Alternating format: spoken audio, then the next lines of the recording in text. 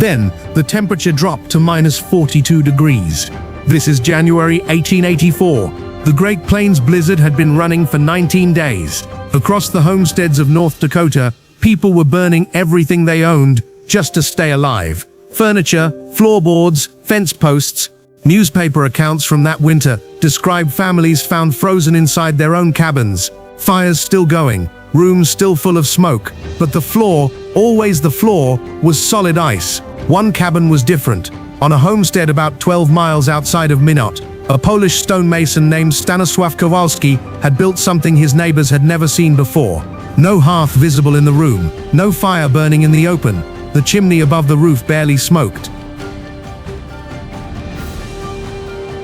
And inside, his children played barefoot on the stone floor. A conventional fireplace sends most of its heat straight up.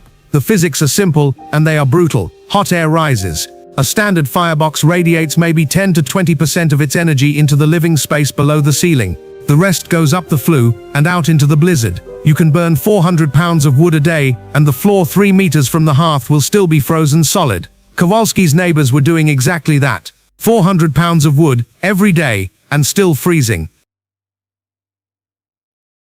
So here is the question this video is built around, and I want you to hold it until the very end. Why were Kowalski's children playing barefoot at -42 degrees while his neighbors burned 400 pounds of wood a day and their floors were still frozen solid? In this video, I'm going to explain exactly how his system worked, not as folklore but as physics. And then I'm going to show you something that Kowalski himself never knew, that 3 other civilizations, separated by continents and centuries, had arrived at exactly the same answer. The last one might be in the floor of the room you're sitting in right now. This documentary is about 40 minutes long. We're going to move through 3 things. First, why conventional heating fails in extreme cold, and the one law of physics that explains it entirely. Second, how Kowalski's system actually worked, component by component, the exact engineering of it. Third, why the same principle appeared independently in ancient Rome, 15th century Korea, and a house in Wisconsin in 1937, and what that pattern means for the floor you're standing on today. Stay to the end. The last connection is the one that changes how you see your own home.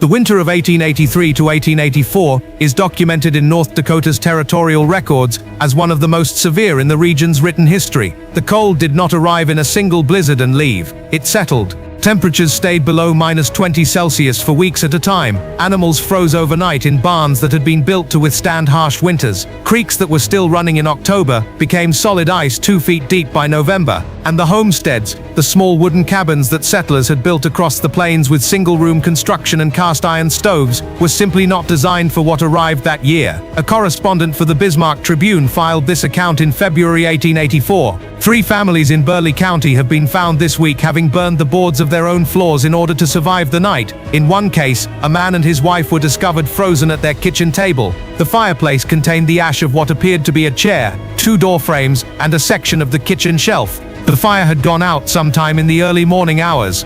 That account was not reported as unusual. It was reported as routine. 400 pounds of wood a day. I want to be precise about that number. It is not a figure used for dramatic effect. 400 pounds was the documented average consumption for a standard homestead cabin in a severe North Dakota winter, based on supply logs from territorial merchants. 180 kilograms every day. That is a significant physical effort just to collect, cut, and haul. And it was not enough to keep the floor warm. Not 3 meters from the hearth. Not 1 meter. The reason is convection. Hot air is less dense than cold air. This is a measurable, consistent property of all gases, not a theory or an approximation. When air is heated, its molecules move faster, take up more space, and become lighter relative to the surrounding air. And lighter air rises. This is not a tendency. It is not something that sometimes happens. It is a physical law that operates without exception every time there is a difference in temperature between two adjacent bodies of gas. In a 19th century homestead cabin, a burning cast iron stove heats the air directly around it. That air rises immediately to the ceiling. It collects there. In a sealed winter cabin on a cold night, the ceiling temperature could reach 55 or 60 degrees Fahrenheit, while the floor remained at 18 or 20. The upper half of the room, the half no one inhabited, was warm. The lower half, where people ate, slept and walked, was cold. Not uncomfortable, cold, below freezing, in severe conditions, even within a foot of an actively burning stove. A standard cast iron stove of the 1880s radiated roughly 10 to 20% of its combustion energy into the living zone, the space below shoulder height, where people actually worked, ate and slept. The remaining 80 to 90% was carried by the hot gases up through the stovepipe and exhausted to the outside. You were not heating your house, you were heating the sky above your chimney. The 400 pounds of wood your neighbors were burning every day, 80 to 90% of its energy went straight into the blizzard. Stanisław Kowalski was a stonemason. He was born in the Malopolska region of what was then the Austrian partition of Poland, probably in the late 1840s. He emigrated to the United States in the late 1870s and arrived in North Dakota around 1880, following a chain of Polish immigrant families who had settled along the Red River Valley. He was not an engineer, he had no formal training in thermodynamics, but he had spent his entire working life building and maintaining heat systems, bread ovens, kiln chambers, smoke channels, hearth foundations for other people's homes. He understood heat the way a craftsman understands materials, through repeated hands-on observation over many years. Kowalski had watched bread ovens in Poland hold their warmth for 12 hours after the fire went out. He had built smoke channels that, when shaped correctly, extracted far more heat from the same quantity of fuel, because a winding path slows the gas down, and a slow gas gives up more of its heat to the surrounding stone before it escapes. He knew that stone absorbed heat slowly and released it slowly. None of this was scientific knowledge in the formal sense. It was craft knowledge, accumulated observation that had never been written down but was no less precise for that. The question he applied to his cabin was not in the end complicated. If heat always rises, if there is no practical way to force it downward into the living space, then the source of the heat needs to begin below the floor, not beside it, not above it, below it, so that when the heat rises, it rises through the place where the family actually lives, at the feet, at the knees, at the body. This seems obvious once stated. It was not obvious to anyone around him. The standard response to a cold floor in 1883 was to add more fuel to the fire, which sent more heat to the ceiling, which changed nothing at floor level. More of the same wrong answer. Kowalski's response was different. Not more fuel, but a different position for the fire. Not beside the problem, but below it. The insight was not about combustion chemistry or material science, it was about geometry. Kowalski had been in North Dakota for 3 years before he built his system. The first winter, 1880 to 1881, had been severe enough to cause frostbite in one of his children. The second winter took 2 of his immediate neighbors, a couple from the adjacent homestead, found in February. By the spring of 1883, he had begun planning. Construction happened over the summer and early autumn, the only window before the ground froze again. He had one chance to get it right before winter returned. His neighbors thought he was wasting the last good weather before winter. Digging into the subsoil of a North Dakota homestead to install an underground heating chamber was, by the standards of the time, eccentric at best. A County Historical Society document compiled in 1912, drawing on oral histories from original settlers, records one neighbor's assessment in plain terms. Kowalski dug a hole under his floor and called it a furnace. We all laughed. They stopped laughing in January 1884. So what exactly did he build? Ron Kowalski's system had 3 parts. They were not separate inventions, they were a single logical sequence, each one only making sense because of the one that came before it. Remove any part, and the system does not degrade or become less efficient, it stops working entirely. This interdependence is what distinguished it from simpler attempts to heat from below, and it is what made it so robust in practice. Component 1, the firebox. The firebox, the combustion chamber where the wood actually burned, was placed approximately 1 meter below the floor of the cabin. This is the first and most fundamental departure from conventional design. In a standard stove or hearth, the combustion zone sits at or above floor level, at the height of a human knee or higher. In Kowalski's system, it was buried. The fire was lit from a small access opening at the exterior of the cabin. The combustion gases, the hot smoke, never entered the room at all. Why does burying the firebox matter? Because the further below the floor the heat source sits, the more stone you place between it and the living space. That stone acts as a thermal buffer. It absorbs heat from below, slows the rate at which that heat moves upward, and stores it. And because the heat is now starting below the floor, when it rises, it has only one direction available to it: upward, through the stone, into the floor surface, and then into the room, into the zone where people actually live. Compare this to a conventional stove. The heat enters the room at stove height, roughly a meter above the floor, and immediately rises to the ceiling. In Kowalski's system, the heat enters the room at floor level, 0 meters above the floor, and then rises through the entire height of the room. Every centimeter of vertical space was heated from the bottom up, not from the top down, not from the side and upward, from the very bottom, from the floor that people slept on and children played on. Component 2, the channels. The second component is what Kowalski referred to, in the one written record we have in his own words, a letter to a relative in Poland, dated 1887, simply as the passages. In engineering literature, they are called Serpentine flue channels. Their function is heat extraction, not heat generation. The firebox handles that, not heat storage. The stone mass handles that. Extraction, taking as much heat as possible out of the combustion gases before those gases exit the building. When hot gas moves quickly through a straight pipe, it exits at high temperature. A large portion of its thermal energy is still in the gas when it leaves the building, carried out into the air, wasted. A straight flue is in essence an efficient exhaust system. It removes hot gas fast, which is useful if your only goal is to prevent the room from filling with smoke, but it throws away most of the energy you just burned. Kowalski's channels did the opposite. They slowed the gas down, maximized its contact time with the surrounding stone, and extracted as much heat as possible before the gas finally escaped. The channels in Kowalski's system ran approximately 12 meters in total beneath the floor of his cabin. For a floor area of roughly 30 square meters, a typical homestead single room, 12 meters of back and forth channel covered a significant portion of the underside of that floor. The channel walls were stone, typically 10 to 15 centimeters thick enough to hold heat, thin enough to allow the heat to transfer into the stone mass above. The path was not straight. It reversed direction multiple times, ensuring the gas spent as much time as possible in contact with the stone before exiting. Component 3, the thermal mass. The third component is the stone floor itself, or more precisely, the mass of stone between the channels and the floor surface. Engineers call this thermal mass, material with a high heat capacity that can absorb a large quantity of heat energy and release it slowly over a long period of time. Stone, granite, limestone, sandstone is well suited to this. It does not conduct heat as fast as metal, which means it stores more heat before it begins to lose it, and it releases that stored heat at a slow, steady, consistent rate. This is not a flaw, it is the mechanism. With a wood firing that took approximately 2 hours in the morning, considerably less fuel than his neighbors were burning in a day, the stone floor in Kowalski's cabin would reach a surface temperature of somewhere between 28 and 32 degrees Celsius. That is warm to the touch, comfortably so, not hot, not uncomfortable for bare skin, and it would hold that temperature for 8 to 10 hours, independently of any additional fuel. The fire could go out completely. The floor would remain warm until evening. Think of it this way, a straight pipe from fire to chimney is like a battery that drains as fast as it charges. You burn 4 hours of wood and get 4 hours of warmth, provided you can afford to keep feeding the fire around the clock. The serpentine channel system is like charging a battery. You burn the wood for 2 hours in the morning, but instead of exhausting that heat immediately into the sky, you capture it in the stone. The stone becomes the battery, and then the battery discharges slowly, not in 2 hours, but across the entire day, 8 hours, 10 hours, long after the fire has gone out and the access door has been shut. This is what it means to heat from below. The stone floor surface, not a single half point, but the entire floor, was between 28 and 32 degrees, and heat always rises.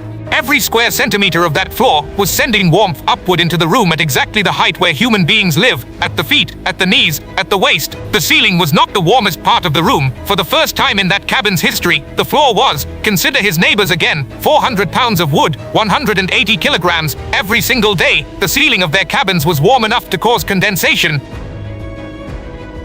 The floor, 1 meter from an actively burning stove, could be at or below freezing. Kowalski fired his system for 2 hours each morning. He used a fraction of their fuel, and his 4-year-old child slept on the stone floor without a blanket. There is something worth pausing on here. Kowalski did not think of himself as having invented anything. He would not have used that word. He was a craftsman who had solved a practical problem using materials and principles he already understood from his trade. He built one system, in one cabin, for one family. He did not file a patent. He did not write a manual. He told his neighbor, the one who had laughed, how it worked. That neighbor built a version of his own the following spring, and then almost nothing. The knowledge did not spread. It remained at the edge of the record, local and invisible. So let me put all three parts together before we move on. A firebox buried 1 meter below the floor. Serpentine channels, 12 meters of them extracting heat from the combustion gases as they move.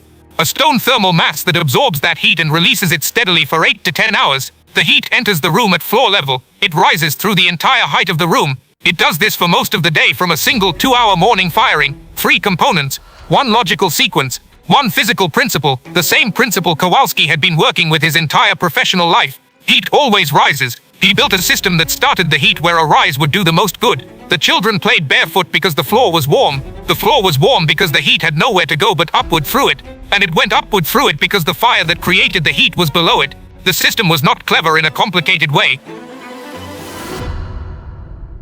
It was correct. It started with the physics. Heat always rises, and it built everything around that single fact. Nothing in the system fought the physics. Everything worked with them. But here is the question I promised you would want to stay for. Kowalski did not read about this in a book. He reasoned his way to it from first principles, from observation and craft knowledge. Which means, if the physics are universal, and they are, then someone else should have found the same answer in a different time and a different place. And they did, not once, 3 times, independently, over 2,000 years. When a physical principle is genuinely correct, not just practical under specific conditions, but correct, different people in different places tend to find it independently. This is not a mystical idea, it is a pattern in the history of technology. The wheel, the bow and arrow, the decimal number system. When the problem is universal, the materials are available, and the conditions are extreme enough that a wrong answer becomes fatal. Human beings tend to converge on the same solution. What I want to show you now is that radiant floor heating, the principle of starting heat below the floor and letting physics do the rest, is exactly one of those solutions. Rome, circa 100 AD. The Roman Hypocaust, from the Greek hypocauston, meaning heated from below, was developed during the 1st century AD for heating bathhouses and the villas of the wealthy throughout the Roman Empire. The structure: a raised floor, supported by small stone or ceramic tile pillars called suspensurae, leaving a gap of roughly 60 centimeters beneath the floor surface. A furnace at one end of the building generated hot combustion gases. Those gases moved through the underfloor space, heating the suspensurae, the floor above, and vertical wall channels that carried heat further upward. The floor was warm to the touch. In bathhouses, room temperatures could reach 40 degrees Celsius. The Hypocaust was not identical to Kowalski's system. The Roman version typically required continuous stoking. It was less efficient at storing heat in a single thermal mass, but the core principle was the same. Combustion gases routed beneath the floor, heating stone, the floor radiating warmth upward into the room. Heat always rises. The Romans understood this. They built their solution around it. And they did so, as far as current archaeological evidence shows, without any knowledge of what a Polish stonemason in Mopolska would work out with his hands 18 centuries later. Korea, circa 1400 AD. The Korean Ondol system, Ondol, literally warm stone, appears in the archaeological record as early as the 1st century BC in the northern Korean peninsula, but its most developed form emerged between the 14th and 15th centuries AD. The design is precise and elegant. A cooking or heating fire is built in a separate chamber at one end of the house, at a level below the floor.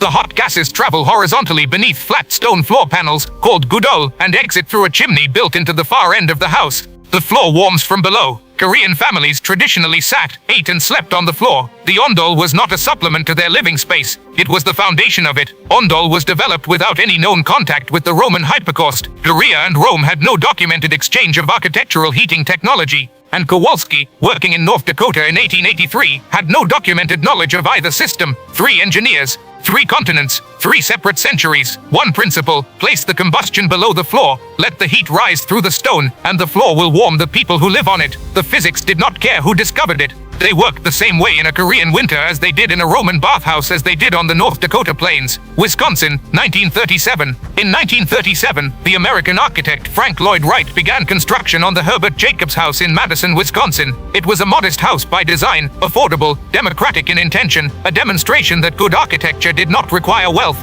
Among its defining features, a concrete slab floor heated by hot water pipes embedded within it. Wright called the system gravity heat.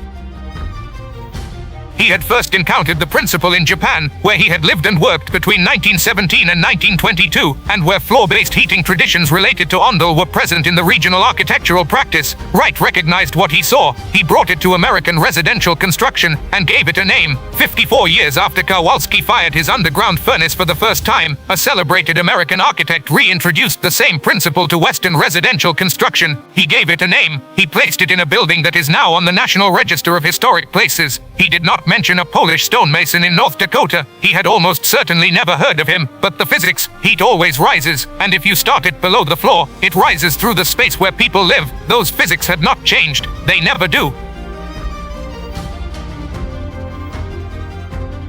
Radiant floor heating, the system now installed in tens of millions of homes across Scandinavia, Germany, Korea, Japan, Canada, and the United States, operates on the same three-component logic that Kowalski built by hand in 1883. A heat source, a distribution network beneath the floor, a floor material with sufficient thermal mass to store and release heat gradually. The specifics have changed. Hot water instead of wood smoke, cross-linked polyethylene tubing instead of stone channels, concrete instead of limestone. But the logic is identical. The physics are Kowalski's physics. They are Roman, they are Korean, they are the only physics that work. What this tells us, and it is worth sitting with for a moment, is something about the difference between knowledge and intelligence. Kowalski had no formal education in thermodynamics. He could not have named convection, thermal mass, or enthalpy. He did not know about the Hypocaust. He had never heard of Ondol, but he had something that formal training does not always provide. He had paid close attention to a specific physical reality for 30 years, and he had trusted what he observed over what he had been told to expect. The result was a solution that professional engineers in North America did not arrive at independently until 54 years later.